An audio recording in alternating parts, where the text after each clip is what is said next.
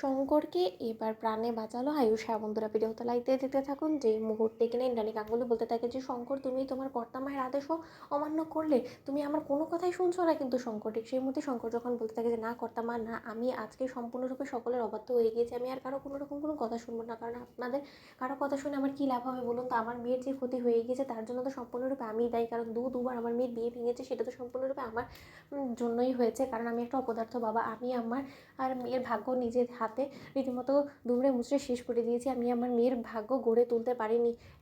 দেখ কথা মা, এর জন্য তো সম্পূর্ণরূপে আমি দায়ী। তাহলে এই পৃথিবী থেকে তো আমাকেই চলে যেতে হবে। কারণ আমি নিজেকে নিজে শাস্তি না দিলে আমাকে কে শাস্তি দিবে বলুন তো? আমার মেয়ে তো মুখ ফুটে কোনোদিনও নিজের মুখে নিজের কষ্টের কথা বলবে না। কারণ ও সবসময় কষ্ট সহ্য করে নিজের মধ্যেই রেখে ওই পৃথিবীতে বেঁচে থাকবে। কিন্তু আমি তো আমার মেয়ের চোখের জল দেখে আমি নিজেও কোনো মতে নিজেকে ঠিক রাখতে পারবো না। আমি কী জবাব দেবো ওর মাকে বলুন তো? আমি ওর মাকে যে কথাটা দিয়েছিলাম, ওর মা চলে যাওয়ার আগে আমাকে যেরকমভাবে সব কিছু বলে গিয়েছিলো, সেরকম কোনো কথাই তো আমি রাখতে পারিনি। তাহলে আমিও বরঞ্চ ওর মায়ের কাছেই চলে যাই। ঠিক সেই মুহূর্তে কুসুম যখন বলতে থাকে যে বাবা, সকলে যদি তোমরা চলে যাওয়ার সিদ্ধান্তই নিয়ে থাকো, তাহলে আমাকে কেন বাঁচিয়ে রেখেছো বলো তো? তাহলে বরঞ্চ আমিও মরে যাই। কারণ আমি না মরলে তো কোনো মতেই কোনো কিছুর সুরাহা হবে না। ঠিক সেই মুহূর্তে মীনাক্ষী যখন বলে উঠেছে, সেটা যখন জানোই তাহলে এখনও পর্যন্ত বেঁচে আছো কেন বলো তো? মরে যাচ্ছ না কেন তুমি বলো তো? তোমার লজ্জা করে না?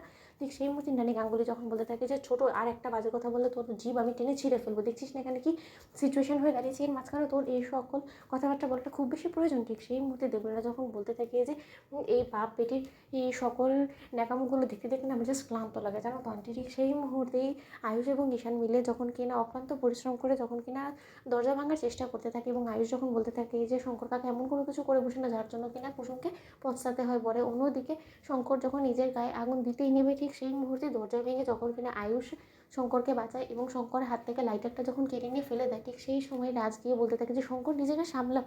এরকম পরিস্থিতির মধ্যে তুমি যদি এরকম ছেলে মানুষগুলো করো, তাহলে তোমার মেয়েকে কে সামলাবে বলো তো? তোমার সংসারটা রীতিমতো ভেঙে চুরমার হয়ে যাবে। ঠিক সেই মুহূর্তে শঙ্কর আয়ুষের উপরে চিৎকার করে বলতে থাকে যে কেন বাঁচালে আমাকে আয়ুষবাবু বলো তো? আমি মরে যাচ্ছিলাম, আমাকে মরে যেতে দিতে। ঠিক সেই মুহূর্তে দেবলীনা বলতে থাকে যে তোমার যদি সত্যি মরার এতই ইচ্ছা থাকতো কাকা, I am really sorry to say, যে আমার কেন জানি না মনে হচ্ছে যে তুমি এতটা সময় লাগিয়ে আর শরীরে আগুন দিতে এই নাটকটা করেছো কেন, যাতে করে কিনা শেষ সময় এসে আয়ুষ তোমাকে বাঁচা। জানো তো তোমার এই গোটা বিষয়টা না সম্পূর্ণরূপে ভুয়া এবং বানোয়ার ছিল, লোক দেখানো ছাড়া কোনো কিছু না। ঠিক সেই সময় ইন্দ্রাণী গাঙ্গুলি যখন বলতে থাকে যে শঙ্কর, আজকে কিন্তু তুমি বড্ড বেশি বাড়াবাড়ি করে ফেলেছো। এই রাত বিরাতে এরকম করে তুমি যদি অশান্তির সৃষ্টি করার চেষ্টা করো, আমরা সকলে কী করি বা নিশ্চিন্তে ঘুমোবো বলো তো? অন্যদিকে শঙ্কর যখন বলতে থাকে যে কর্তামা, আমার তো ঘুম হারাম হয়ে গিয়েছে, আমি আমার এই লগ্নভ্রষ্ট মেয়েকে নিয়ে কোথায় গিয়ে দাঁড়াবো বলুন তো? এই সমাজ তো কোনো মতেই আমার মেয়েকে ভালো নজরে দেখবে না। আমার পরিবারটা তো রীতিমতো ভেঙে চুরমার হয়ে গেলো। এবার আমি কী নিয়ে বাঁচবো বলুন তো? না আছে আত্মসম্মান, না আছে কোনো কিছু। আমার মেয়ে তো রীতিমতো অপয়া অলক্ষণী, তাই না? তো বন্ধুরা, লাইক কমেন্ট শেয়ার করে সাবস্ক্রাইব করতে ভুলো না।